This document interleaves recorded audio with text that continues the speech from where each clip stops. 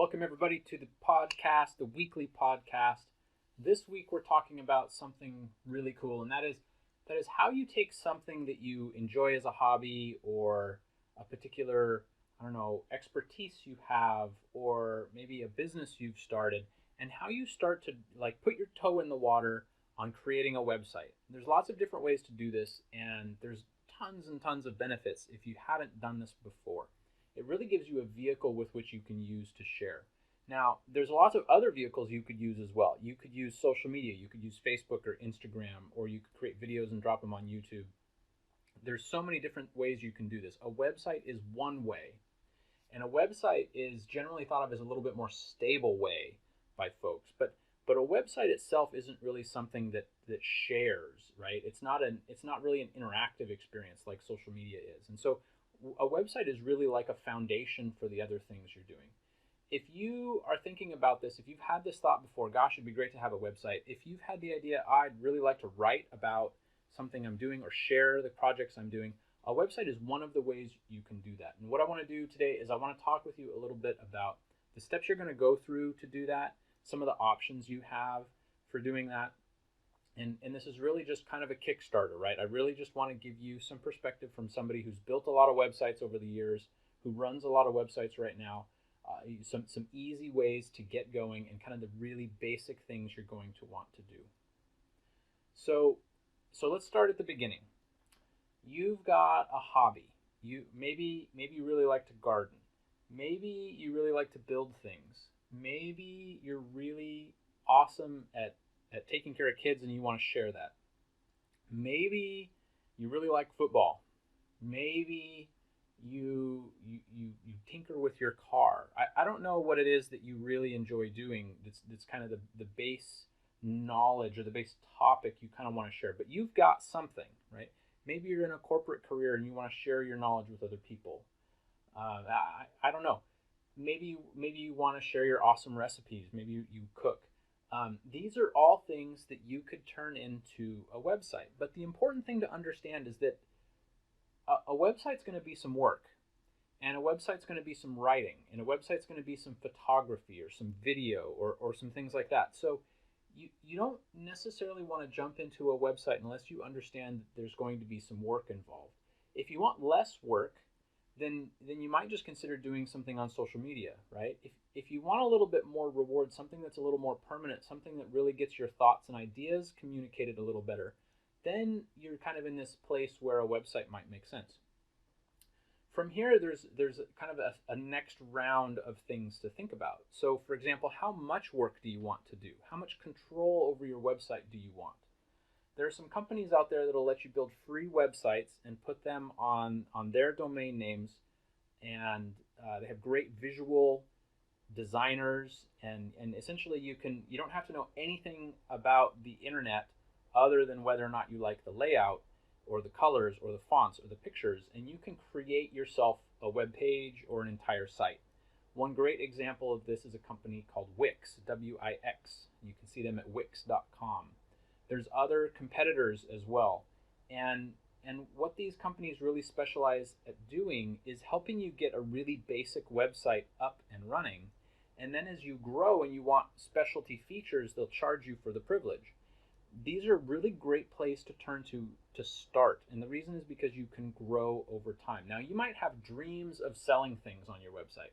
You might have dreams of being a YouTube sensation that needs a big website where you're going to sell shirts. You might not have those big dreams, right? You might have just a desire to share what you know. So thinking ahead a little bit about that will help up front, because it will kind of let you figure out how much effort you want to go to, how much you want to learn about the internet to come up with a website. Now, you might start with one of those free website creators like Wix. You might step up a little bit. You might go to a company like GoDaddy where they have website builders, or you can get kind of the next level of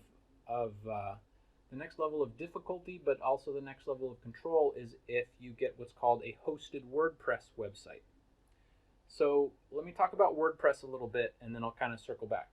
WordPress is the most popular, most commonly used software in the world for creating websites.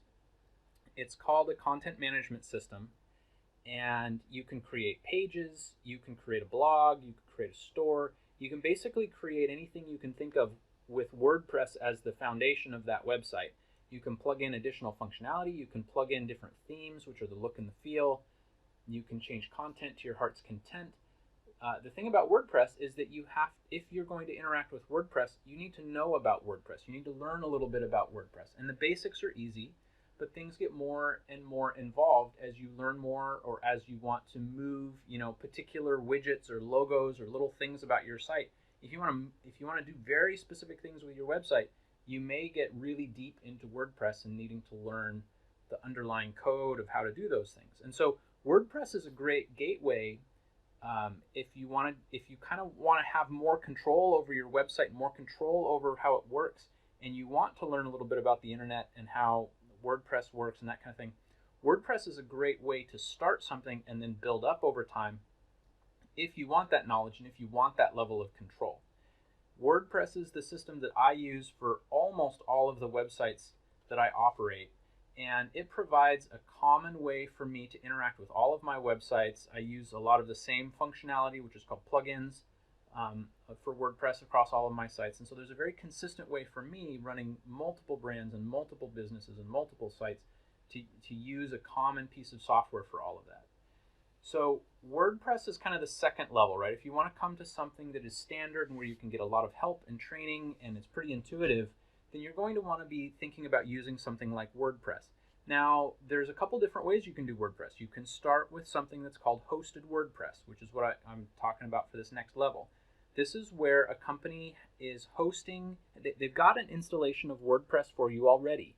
And you basically just pay a little bit of money each month, or you pay an annual fee, and you can log right into WordPress. You can get a domain name. You can hook those two up, and they normally tie the two together, so it's really straightforward and easy for you. So you get a domain name, you have access to WordPress, and then you can start building your website using WordPress. There's another level too. The next level up is where you would purchase a hosting account, and you could do this at countless different places. I suggest, I currently use GoDaddy, and I currently use Namecheap. Both of those companies are companies you can get domain names from. They're also companies where you can get hosting from. And then on top of that hosting account, which is basically just a little space in the internet, you can install WordPress on that hosting account, and then you can just use WordPress like you normally would. The reason you might go all the way to hosting is if you very clearly intend to learn a significant amount about how websites work, and if you have ideas of running multiple websites, very clear plans to run multiple websites, then it might make sense for you to get a hosting account and install WordPress on it and then interact with WordPress. If you're just starting out, if you have ideas about doing other things, but you're not sure if you will ever get to them, then you don't want to start with a hosting account. You want to start with something easy. You want to start with a hosted WordPress, or you want to start with a simple website builder. You can always change in the future if you need specific things that the provider that you go with doesn't provide. So that's kind of the most basic conversation about how you get started with a website. And there's those multiple levels, right? You can basically go get a website from a company that walks you through it graphically. You don't have to learn anything about how the internet works. You can step up a little bit and you can grow those into the things you need. Or you can step up a little bit if you really do want to learn more about the internet. You can step up a little bit and you can learn WordPress. You can go all the way and you can get a hosting account where you install WordPress or do other things there. And that's kind of the third level of getting started.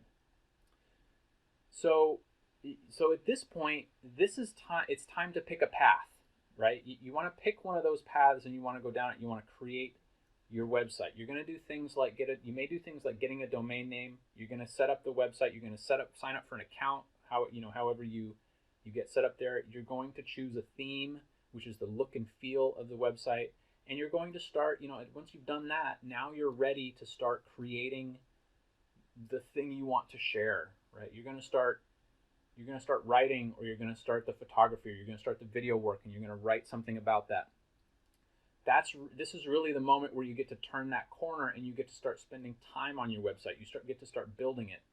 Now, as you do, you need to understand that you're sharing something, but but it's really not about you. If this is really about you, then you can turn the rest of the podcast off. You don't need to listen anymore. If this is about sharing something with other people, well, part of sharing is, somebody else wants what you're offering, right? If you think about sharing a toy, right? The other kid wants the toy. The kid with the toy is going to share it, right? Well, so if this is just about you, if you just want to write stuff down, you're good. You can move on. If you want to share something with somebody, then you need to understand how people want to receive what you have.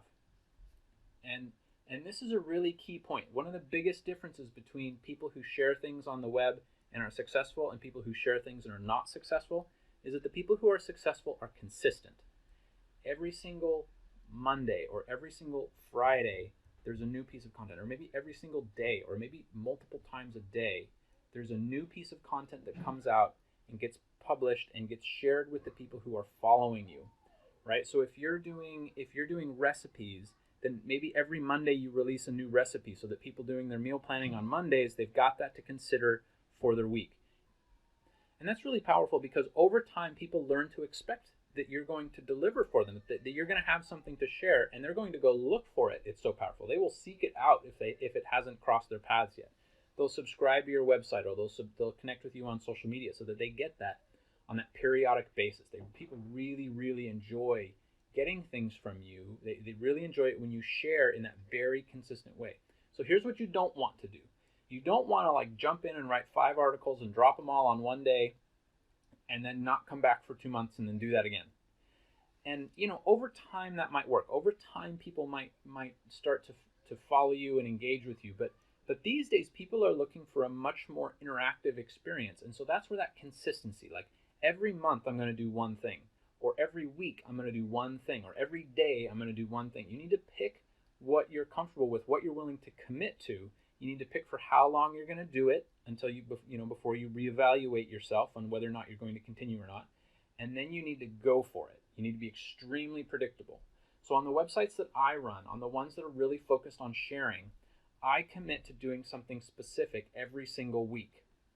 So maybe I have a website about jobs, and every single week there's an article coming out about a different career or a different employer, or news about a career or news about a particular employer. Something like that is coming out every single week, so there's consistency there. Maybe I have a website that's focused on sharing corporate America, tips, tricks, experience, things like that. Well, every single week I'm going to publish a piece of content that's focused on that. And the reason I'm going to do that is because then people begin to expect it and they begin to trust you, and they really like what you're sharing, and so then they start telling other people about it. Now again, if this is just about you, if you just want to pour out into a website and have a place to put your stuff, then that's totally fine, and it does not matter what schedule you do it on. But if you're really focused on sharing with people, then and creating people, giving people something they want to see on a regular basis, then you need to focus on your consistency and then drop something on a very consistent basis. So you've come a long way at this point, right? If you're all the way through this point where you've chosen some consistency and you're delivering on that now, then you've come quite a ways. You've picked, you have some topic you want to build a website about. You've set up a website. Either you did something really simple and straightforward, or you got into WordPress, or you got into a hosting account in WordPress. Then you picked a specific schedule. Now you started executing. Well, what's going to happen is that you're going to start to get people visiting your website. You're going to start to get people visiting your social media if you have a social media account. This is exactly what you're after. And now it's time to start to get some visibility into your visitors. And the reason this is helpful is because your favorite, the piece of content that most of the people go straight for on your website might not be what you think it is. It might not be the thing that you enjoy the most. And again, if you're into sharing, if that's really what this is about, sharing with other people and engaging with other people, that can be really interesting insight for you into what people like when they come to your website and what they want more of. And so it can help you as you start to figure out what you're going to do in the future.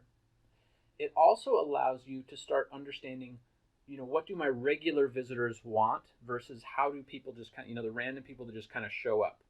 Your regular visitors are the ones that are the most valuable for you as far as your sharing goes, because they're the ones that are going to have the most feedback for you. And they're the ones that are going to be your biggest fans, and they're the ones that are going to be the most critical if something's wrong, right? And so you really want to kind of understand your most regular visitors. So to really engage with those people that keep coming back to your website, those regular visitors, those people who are really interested in what you're sharing on an ongoing basis, is you want to start speaking to them, right? If they have feedback for you, if they have ideas for you, if they have topics they would like to hear about, you want to start pouring back into them as well. And when you do so, you're going to get an even bigger lift, because now you've really got an interaction going with your biggest fans, right? That's really helpful. It's really important.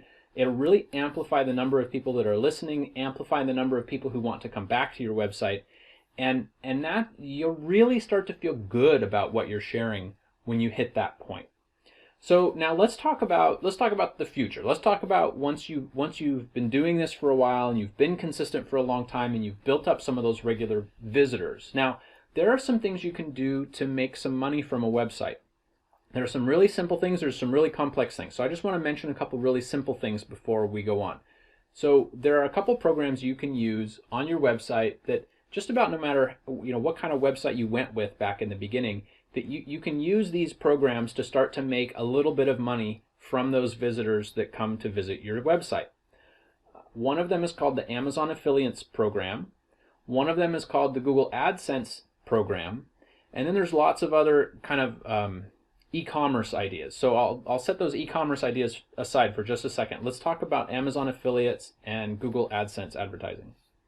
So Amazon Affiliate is a program that Amazon provides where you put advertisements on your website or links to products on Amazon on your website, and if people follow those links and go to Amazon and then eventually purchase, you then get a percentage of the revenue that Amazon earned as a commission for finding that customer, as a referral fee for finding that customer. It's a really popular program. There's some very strict rules that you have to follow if you're going to be an Amazon affiliate, and Amazon has very little love for affiliates who do not follow the rules. So it's a great way to make money because Amazon is such a popular place for people to shop, and that's one of the things that makes it really appealing, and it's very simple to use. Now, Google AdSense is another thing that you can do.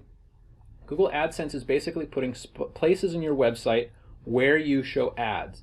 Every time a customer clicks on one of those ads, you will earn a very small fee for providing that advertising spot and having a customer or a potential visitor or customer of the advertisers click on their ad and get redirected to their website. So this is basically advertising placement on your website, and you get paid when somebody clicks on an advertisement. So these are two very popular and very simple programs you can join to start earning a little bit of money from your website without really doing anything different. Now, there's also a whole bunch of different e-commerce kinds of things you can do. These days, there's all sorts of companies you could partner with to create like t-shirts and mugs and backpacks and things like that with your logo on it. And then you could just very simply put a little link in your site or a little box that shows how much it is on your website, and it links over to the other company, and they handle all of the printing and all of the shipping and all of that, and then you just get some profit off of the price that your customer pays. There's lots and lots of different ways to do something very straightforward like that. And if you're interested in more of that, just let me know, and I'll do a podcast on ways to monetize your site beyond kind of that Amazon affiliate and Google AdSense kind of idea. Now, of course, you could do your own e-commerce as well. You could sell your own stuff. You could sell printables. You could sell recipes. You could sell any products that you're making as part of your hobby or part of the topic of the website. There's lots and lots of options. Now, they're all going to be more work than just creating your content and sharing your content. So that's just what you need to know about doing that sort of thing on your website. But your website, as you build a community, those people will want to support you. And if you provide them a way to support you, then you can earn some money back from the effort that you're putting into that community of visitors as well. So that's your roundup. That's the really simple, the most basic rundown of how to get a website going for something that you've been thinking about doing it. Choosing your path at the beginning based on how much knowledge you want to have on things like WordPress or the internet. Choosing an interaction. How often am I going to put something out there? How regularly is it going to be? Getting some visitors and learning a little bit about them. How you then start interacting with your regular visitors, your really high value people who want to take what you're sharing, and then how you might be able to make a little bit of money from your website later on down the road. Now, if your goal, just one other footnote before we wrap this week up, if your goal is to make money, then you're putting the cart before the horse. These days, the best way to build a huge group of people who like what you're doing and want to interact with you and purchase things from you is to build a community. And building a website around a specific topic and letting those people find you is the best way to do it. If you're starting this looking to make money, then all of this advice and all these thoughts I just gave you, you need to throw them out the window. You want to go about this a different way, because what you really want to do in that case is you really want to start a business website. Business websites will go through some of the same steps, but you're going to approach it in an entirely different way, because you're going to be doing the analysis you would do to start any business. You're going to do that up front to understand how best to interact with the people that you want to become your customers. So it's not a big deal. It's just you're going to go about this whole thing in a different way than what we've talked about here. Thanks so much for listening to the podcast this week. This comes out every Monday, every single Monday. You can go to jeffreykelly.info to subscribe. I'll push out to you the article every week. You can follow along. You can read past articles. You can listen to the whole podcast series. And let me know what you'd like to hear in the future.